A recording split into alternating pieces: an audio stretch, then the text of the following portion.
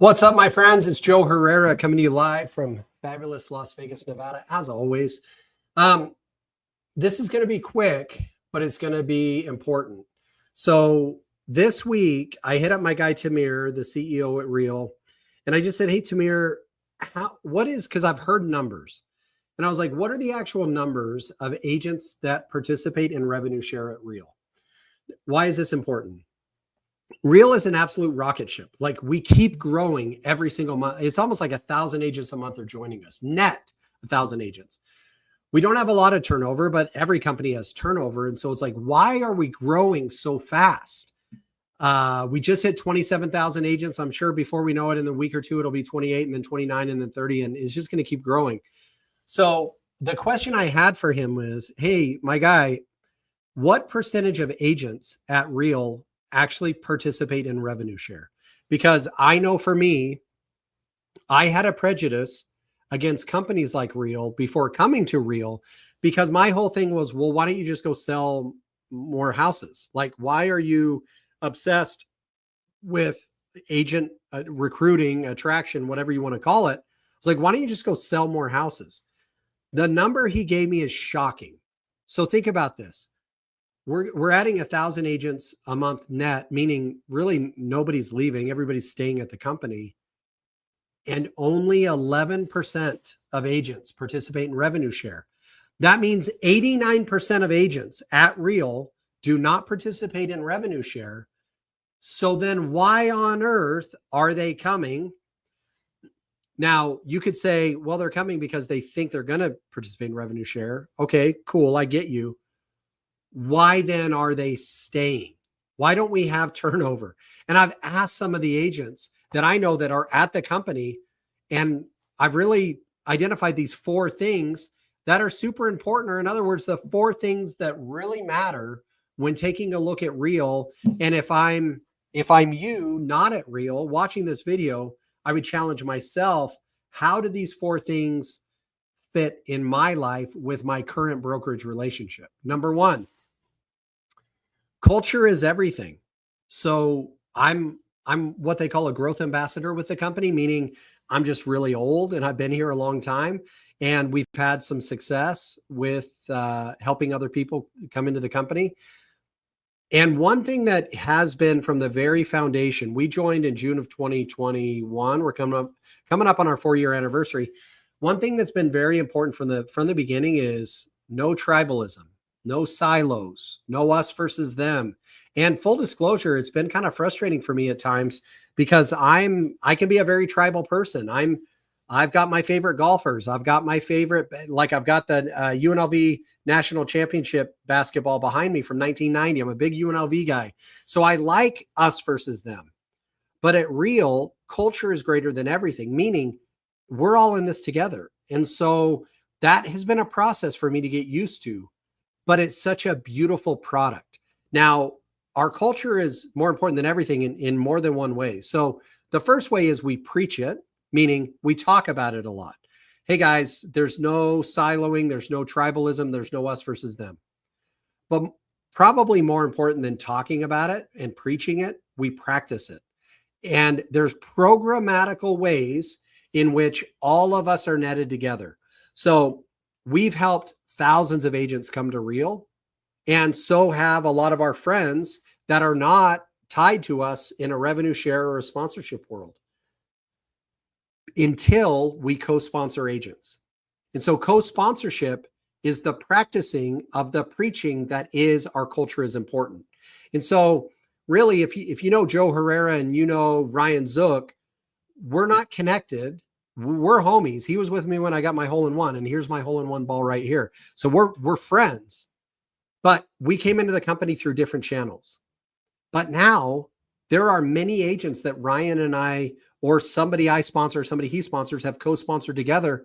And so it's really impossible to say where like Joe's world ends and Ryan's begins. We're just in this together. So number 1 reason why people, I think, come to Real, but what I know why they stay at Real is because they felt that feeling, that is, culture is more important than tribalism, us versus them. Collaboration is super important to us at Real. Number 2, I think people come for long-term opportunity. And I don't just mean the opportunity to create revenue share, because again, 89% of agents don't participate. So then what opportunity is there at Real? Well, going back to step number one, or point number one, the culture creates product. We have a culture of production. We don't have a culture of recruiting. We have a culture of production. And so the opportunity for them to do more deals, because they're a part of a international brokerage, the fastest growing real estate company in the world, that creates long-term opportunity for them. It could be referrals from agents from other marketplaces that are in the same company. But I honestly think the long-term opportunity, one of the ways they just become more productive, is going back to point number one. We're just so collaborative in the way we practice. If I'm doing something really cool and somebody from Tallahassee, Florida hits me up and like, hey man, I'm curious how that works, I'm happy to share it with them. When I owned my independent brokerage, we were on an island. We are no longer on an island. And so I believe that the long-term opportunity to be more productive is important. But tied to that opportunity is also trading production for ownership in the company. So everybody talks about revenue share with Real, but again, only 11% of people participate in it. A way bigger number of agents participate in the stock purchase plan and the stock award plan that Real has to offer. So the opportunity to acquire ownership in the company is huge. Over the last couple of years, I've acquired a lot of shares of stock in the company, not because of attraction or recruiting, but just because we're so dang productive. And that leads me to number three, which is the economic floor and ceiling. So the cost to belong to Real, there's no monthly fee, which I think is attractive to people. So like, why are people staying? Well, if they've fallen out of production or just trying to get their business back going, they're not cutting a check every month, which I think is important for them. But even if they are productive, the floor, the base cost to be at Real, if you're a solo agent, is only $12,000 a year. So if you're doing 20 deals a year, it gets divided. You're at, $500, $600 a file. To be at a company like Real with all that it has to offer for $500 or $600 a file is not that expensive. But the ceiling is so high in that if you do 35 transactions a year, at most companies, that will make you a top producing agent, and they'll give you a little award that says, this is actually my Phil Jones certification for exactly what to say, but it's like, hey, you're a top producing agent. Congratulations. You get a little piece of paper. At Real, if you do 35 units a year, you are going to be an elite agent.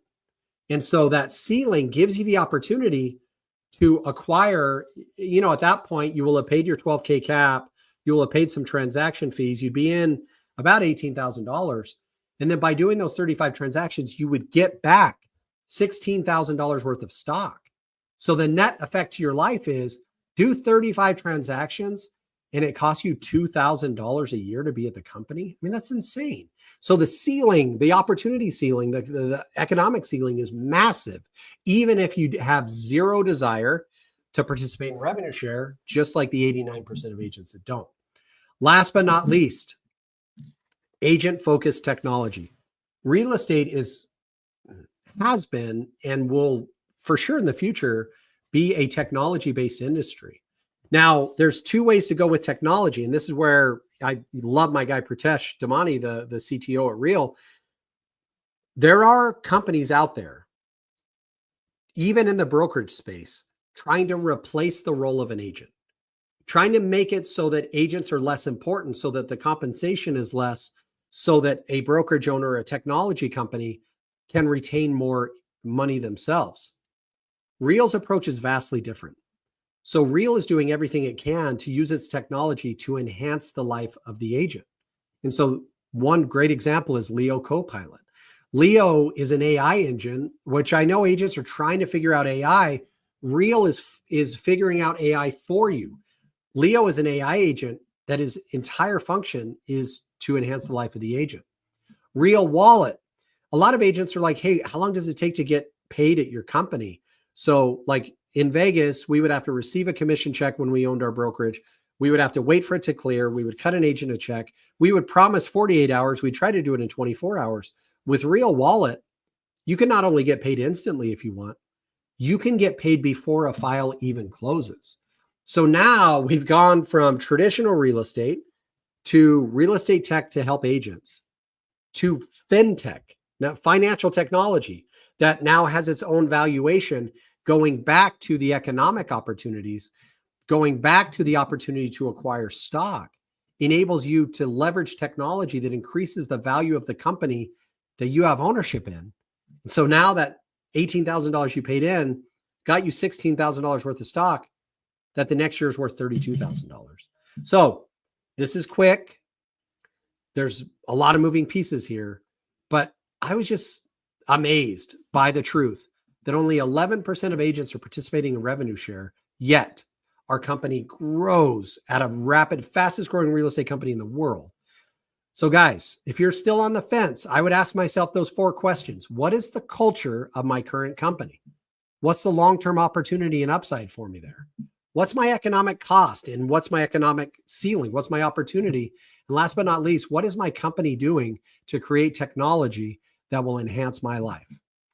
My name's Joe Herrera. I hope this helped. Hope you have a great day. Hope you decide to hop on this rocket ship. I won't get into the Blue Origins rocket ship.